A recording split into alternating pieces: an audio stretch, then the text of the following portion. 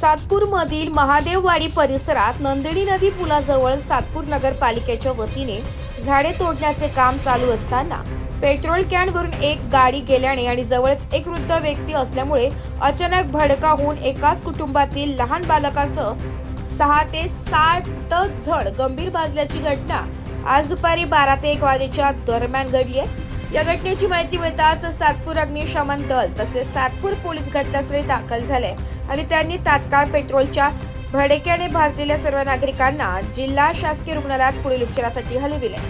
याविषयी अधिक माहिती अग्निशमन दलाच्या वतीने देण्यात आली आहे। तसेच सातपूर ग्रामस्थ निलेश भंदुरे यांनी घडलेला प्रकार सांगितलाय। काय महादेववाडी परिसर खोका मार्केटला काय झालं, काय घटना झाली? आम्हाला 5 दिवसापूर्वी महादेव खोकावाडी सातपूर मटन मार्केटच्या इथं आग लागल्याची घटना झालेली आहे। तुम्ही ताबडतोब आणि त्या पद्धतीने ताबडतोब घटनास्थळी येऊन सदर ठिकाणी पाहणी केली असता असं ऐकण्यात आलं की डिझेलची टँकवर गाडी जाऊन आणि एक माणूस घरी घेतली होता, त्याच्या तिथं फ्लॅश झाला। 5-6 लोक इंजुर्ड झाले आणि त्यांना खाजगी घेऊन त्यांनी सिव्हिल हॉस्पिटलमध्ये प्रायव्हेट वाहनांनी नेलेले। काय नाव सर आपलं? जातो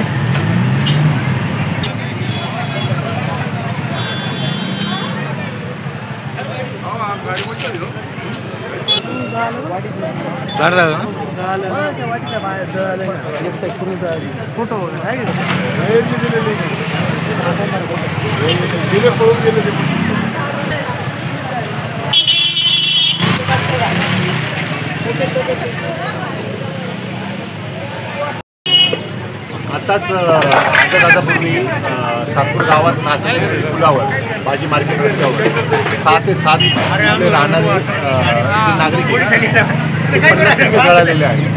याचं कारण असं की शेजारी तुम्ही पिंपळाचं झाड बघू शकता, हे तोडण्याचं काम चालू होतं आणि हे काम नगरपालिकेची माणसं तोडत होती मला भेटलेल्या माहितीनुसार। पण त्यांनी ती पेट्रोलची कॅन त्यांची खाली ठेवली होती रस्त्यावर, त्याच्या आजूबाजूला कोणी माणूस उभा नव्हता केला। ओपन ते रस्त्यावर ठेवल्यामुळं हा रहदारीचा रोड असल्यामुळं या रहदारीच्या रोडावरून एक 4 व्हीलर गाडी येत होती आणि 4 व्हीलर गाडी त्या कॅनवरून गेली आणि 4 व्हीलर गाडीचं टायर त्या कॅनवरून गेल्यामुळे ती कॅन फुटली आणि या बाजूला एक वयस्कर बाबा सिगरेट पित होते, म्हणजे विडी का सिगरेट पित होते, तर ते पेट्रोल त्यांच्यावर उडाल्यामुळे आजूबाजूच्या पूर्ण त्या फवाऱ्यांनी आग घेतली आणि ती पेटल्यानंतर आजूबाजूचे 7 नागरिक या ठिकाणी जवळपास 40 ते 50% भाजलेले।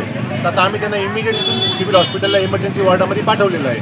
मी आत्ता इतक्यात चारुदत्त शिंदे सरांशी पण बोललो आणि असा जो चुकीचा कारभार हा नाशिक महानगरपालिकेचा चालू आहे त्याच्यावर लवकरात लवकर आता आम्ही इथले सर्व नागरिक आयुक्तांची भेट घेणार आहोत, कारण की हे लोक दिवाळीच्या सणावर 50 तासाचे जळलेले आहे। त्यांच्या कुटुंबाची काळजी कोण घेईल, यांना भरपाई कोण करून देईल, यासाठी आम्ही सर्व ग्रामस्थ एक होऊन आम्ही आता आयुक्तांची भेट घेणार आहोत। रिपोर्ट नाशिक लोकशाही न्यूज नाशिक।